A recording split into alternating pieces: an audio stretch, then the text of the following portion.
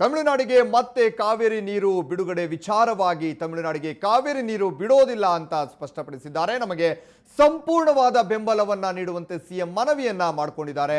ಮಾಜಿ ಪ್ರಧಾನಿ ದೇವೇಗೌಡರಿಗೆ ಸಿಎಂ ಸಿದ್ದರಾಮಯ್ಯ ಈ ರೀತಿಯಾಗಿ ಮನವಿಯನ್ನ ಮಾಡಿಕೊಂಡಿರುವಂತದ್ದು. ಕಾವೇರಿ ಸಮಸ್ಯೆಯನ್ನ ಎಲ್ಲರೂ ಒಗ್ಗಟ್ಟಾಗಿ ನಾವು ಎದುರಿಸೋಣ, ನಮಗೆ ಬೆಂಬಲವನ್ನ ನೀಡಿ, ಸಂಪೂರ್ಣವಾದ ಬೆಂಬಲವನ್ನ ನೀಡಿ ಅಂತ ಮನವಿಯನ್ನ ಮಾಡಿಕೊಂಡಿದ್ದಾರೆ.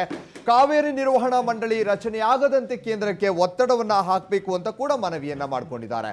ಒಂದು ವೇಳೆ ಕಾವೇರಿ ನಿರ್ವಹಣಾ ಮಂಡಳಿ ರಚನೆ ಆದದ್ದೇ ಆದರೆ ಕಾವೇರಿ ನೀರಿನ ಅಧಿಕಾರ ಕೈತಪ್ಪಿ ಹೋಗುತ್ತೆ, ನಮಗೆ ಯಾವ ಅಧಿಕಾರನೂ ಇರೋದಿಲ್ಲ. ಹಾಗಾಗಿ ಈ ವಿಚಾರವಾಗಿ ಕಾವೇರಿ ನಿರ್ವಹಣಾ ಮಂಡಳಿ ರಚನೆ ಆಗದಂತೆ ನಾವು ಕೇಂದ್ರಕ್ಕೆ ಒತ್ತಡವನ್ನು ಹಾಕಬೇಕು ಅಂತ ಕೂಡ ಮನವಿಯನ್ನ ಮಾಡಿಕೊಂಡಿದ್ದಾರೆ. 45 ನಿಮಿಷಗಳಿಂದ ನಿರಂತರವಾಗಿ ಮಾತುಕತೆಯನ್ನ ಕೂಡ ನಡೆಸ್ತಾ ಇದ್ದಾರೆ. HDD ಮತ್ತು ಸಿಎಂ ಕಾನೂನಾತ್ಮಕವಾಗಿ ಹೋರಾಟವನ್ನ ಮಾಡಲು ಸಿದ್ಧರಾಗಿ ಅಂತ ಹೇಳಿ ದೇವೇಗೌಡ ಸರ್ವಪಕ್ಷ ಸಭೆಯಲ್ಲಿ ಎಲ್ಲರೂ ಒಂದು ದೃಢ ನಿರ್ಧಾರಕ್ಕೆ ಬನ್ನಿ ಅಂತ ಕೂಡ ಸಿದ್ದರಾಮಯ್ಯ ಅವರಿಗೆ ಮಾಜಿ ಪ್ರಧಾನಿ ದೇವೇಗೌಡರು ಸಲಹೆಯನ್ನ ನೀಡಿದ್ದಾರೆ. ಏನು ತಮಿಳುನಾಡಿಗೆ ಮತ್ತೆ ಕಾವೇರಿ ನೀರು ಬಿಡುಗಡೆ ವಿಚಾರವಾಗಿ ತಮಿಳುನಾಡಿಗೆ ನೀರು ಬಿಡೋದಿಲ್ಲ ಅಂತ ಕೂಡ ಈಗಾಗಲೇ ಎಲ್ಲರೂ ಒಂದು ಒಪ್ಪಂದವನ್ನ ಮಾಡಿಕೊಂಡಿರುವಂಥದ್ದು. ನಮಗೆ ಸಂಪೂರ್ಣವಾದ ಬೆಂಬಲ ನೀಡುವಂತೆ ಸಿಎಂ ಮನವಿಯನ್ನ ಮಾಡಿಕೊಂಡಿದ್ದಾರೆ. ಮಾಜಿ ಪ್ರಧಾನಿ ದೇವೇಗೌಡರ ಜೊತೆಗೆ ಸಿಎಂ ಸಿದ್ದರಾಮಯ್ಯ ಮಾತುಕತೆಯನ್ನ ನಡೆಸಿದ್ದಾರೆ. ಈ ಮಾತುಕತೆಯ ವೇಳೆ ಮಾಜಿ ಪ್ರಧಾನಿ ದೇವೇಗೌಡರಲ್ಲಿ ಮನವಿಯನ್ನ ಮಾಡಿಕೊಂಡಿದ್ದಾರೆ. ಕಾವೇರಿ ನಿರ್ವಹಣಾ ಮಂಡಳಿ ರಚನೆ ಮಾಡಬೇಕು ಅಂತ ಸುಪ್ರೀಂ ಕೋರ್ಟ್ ಈಗಾಗಲೇ ಆದೇಶವನ್ನ ಕೇಂದ್ರ ಸರ್ಕಾರಕ್ಕೆ ನೀಡಿತ್ತು.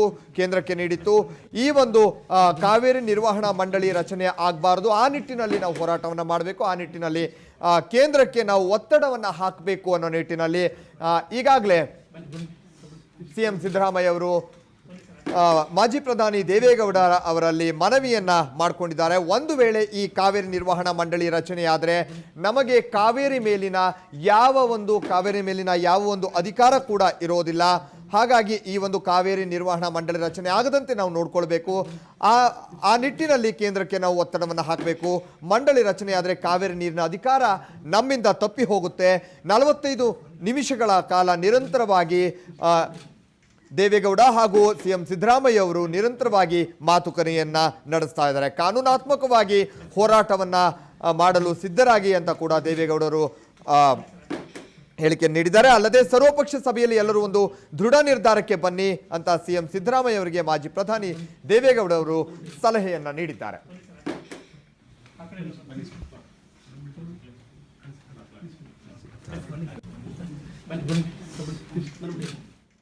ಬನ್ನಿ ಬಗ್ಗೆ ಹೆಚ್ಚಿನ ಮಾಹಿತಿ ನೀಡ್ತಾರೆ ನಮ್ಮ ಪ್ರತಿನಿಧಿ ಶಿವರಾಮ್ ನೇರ ಸಂಪರ್ಕದಲ್ಲಿದ್ದಾರೆ. ಶಿವರಾಮ್, ಈಗ ಮಾಜಿ ಪ್ರಧಾನಿ ದೇವೇಗೌಡವರು ಹಾಗೆ ಸಿಎಂ ಸಿದ್ದರಾಮಯ್ಯ ಅವರು ಕೂಡ 45 ನಿಮಿಷಗಳ ಕಾಲ ನಿರಂತರವಾಗಿ ಒಂದು ಸಮಾಲೋಚನೆಯಲ್ಲಿ ತೊಡಗಿದ್ದಾರೆ. ಈ ಒಂದು ಸಮಾಲೋಚನೆಯಲ್ಲಿ ಏನೇನು ಮಾತಾಡಿದ್ದಾರೆ ಶಿವರಾಮ್?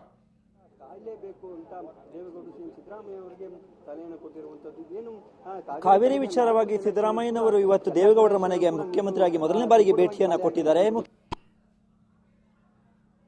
ಧಿಕ್ಕರಿಸಬೇಕು ಹೇಳುವಂತ ವಿಚಾರವಾಗಿ ಈಗ ಸಾಕಷ್ಟು ಗಂಭೀರವಾದ ಚರ್ಚೆ ಸುಮಾರು 45 ನಿಮಿಷಗಳಿಂದ ನಡೀತಾ ಇದೆ.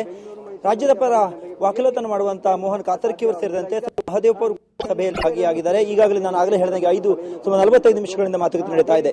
ಮುಖ್ಯವಾಗಿ ಹರೀಶ್, ಈಗ ಸುಪ್ರೀಂ ಕೋರ್ಟ್ ಆದೇಶವನ್ನು ಉಲ್ಲಂಘನೆ ಮಾಡಿದ್ರೆ ಮುಂದೆ ಕಾನೂನಾತ್ಮಕವಾಗಿ ನಮಗೆ ಏನಾದ್ರು ತೊಂದರೆ ದೊರಕಳ ಆಗತ್ತೆ ಹೇಳುವ ಬಗ್ಗೆ ಈಗಾಗಲೇ ಇಬ್ಬರು ಕೂಡ ಮಾತುಕತೆಯಲ್ಲಿ ನಿರತರಾಗಿದ್ದಾರೆ. ಆದರೆ ಸುಪ್ರೀಂ ಕೋರ್ಟ್ ಈ ವಿಚಾರದಲ್ಲಿ ಆದೇಶವನ್ನು ಕೊಡುವ ಹಾಗೆ ಇಲ್ಲ. ಯಾಕೆಂದ್ರೆ ದೇವೇಗೌಡರು ಬೆಳಗ್ಗೆ ಪ್ರೆಸ್ ಮೀಟ್ ಅನ್ನ ಮಾಡ್ತಾ ಇದ್ದ ಸಂದರ್ಭದಲ್ಲಿ ಹೇಳ್ತಾ ಇದ್ರು, ಯಾಕೆಂದ್ರೆ ಈಗಾಗಲೇ ಟ್ರಿಬ್ಯುನಲ್ ಕೂಡ ಒಂದು ಒಡೆದ ಮನೆಯಾಗಿದೆ. ಈ ಹಿಂದೆ ಸಾಕಷ್ಟು ವರ್ಷಗಳ ಹಿಂದೆ 4 ರಾಜ್ಯಗಳಿಗೆ ನೀರನ್ನ ಬಿಡಬೇಕು ಕೊಡುವಂತ ವಿಚಾರ ಬಂದಾಗ ಅದನ್ನ ಪ್ರಶ್ನಿಸಿ ನಾವು ಸುಪ್ರೀಂ ಕೋರ್ಟ್ ಹೋಗಿದ್ವಿ. ಆ ಕೇಸೇ ಕೂಡ ಇನ್ನು ಹಾಗೆ ಇರುವಂತಹ ಸಂದರ್ಭದಲ್ಲಿ ಈಗ ಸುಪ್ರೀಂ ಕೋರ್ಟ್ ಈ ವಿಚಾರವಾಗಿ ಹೇಗೆ ಆದೇಶವನ್ನು ಕೊಡ್ತು ಇದನ್ನ ಗಂಭೀರವಾಗಿ ಪರಿಗಣಿಸಬೇಕು. ಮತ್ತೆ ಈಗೇನಾದ್ರೂ ಸುಪ್ರೀಂ ಕೋರ್ಟ್ ಆದೇಶವನ್ನು ನಾವು ಧಿಕ್ಕರಿಸಿದರೆ ನಮ್ಮ ಕಾನೂನಾತ್ಮಕವಾಗಿ ಅಷ್ಟೊಂದು ತೊಂದರೆ ತೊಡಕಲಾಗಲ್ಲ ಹೇಳುವಂತ ವಿಚಾರವಾಗಿ ನಾವು ಕಾನೂನಾತ್ಮಕವಾಗಿ ಏನೆಲ್ಲ ಹೋರಾಟ ಮಾಡಬೇಕು ಅದರ ಬಗ್ಗೆ ಸಿದ್ದರಾಮಯ್ಯ ಜೊತೆ ಈಗ ಮಾತುಕತೆಯಲ್ಲಿ ನಿರತರಾಗಿದ್ದಾರೆ.